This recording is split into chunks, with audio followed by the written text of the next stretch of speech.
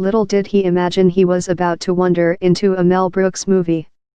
At least that is how McCabe depicts the meeting in one of the more curious scenes in his headline-grabbing new book, The Threat: How the FBI Protects America in the Age of Terror and Trump.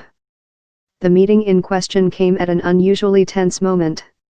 The FBI had just concluded that National Security Advisor Michael Flynn had lied to agents about his conversations with the Russian ambassador to the United States.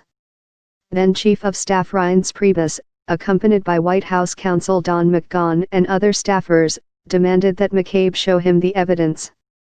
But then, as McCabe relays it, the senior White House officials got distracted by the TV in the room, which was airing a breaking news story about events in the White House.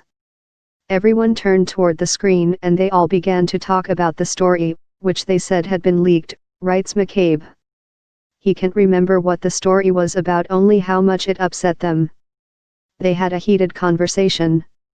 While the top White House officials angrily debated who had leaked the story, McCabe just sat there, waiting patiently for the argument to finish so the meeting could get back to what he had been called to discuss, whether the National Security Advisor to the President had been compromised by the Russians. If the scene sounds surreal and richly comical, it is only one of many such moments scattered throughout McCabe's memoir. Written in a dry, just the facts tone, it portrays an administration whose top officials were petty, volatile, indecisive, and obsessed with prejudices and preconceived notions that made them impervious to rational argument or actual evidence. How many counterterrorism cases did we have against immigrants? Sessions would ask in McCabe's retelling. We don't tally them that way, McCabe would patiently explain. Sessions would get red-faced and angry at times, demanding to know why the FBI was reading Miranda rights to overseas terror suspects. He expressed impatience with the FBI's efforts to find a former agent, Robert Levinson, who had gone missing in Iran. How much longer are we going to do this? How much money are we going to spend on this?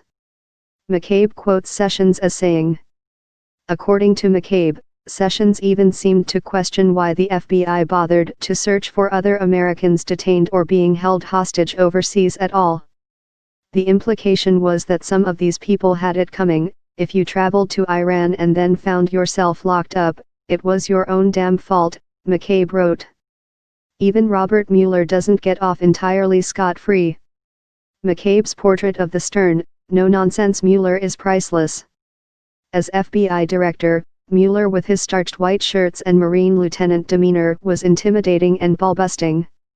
In briefings, writes McCabe, Mueller would eviscerate people who did not know what they were talking about or hadn't followed up on things that he'd asked them about.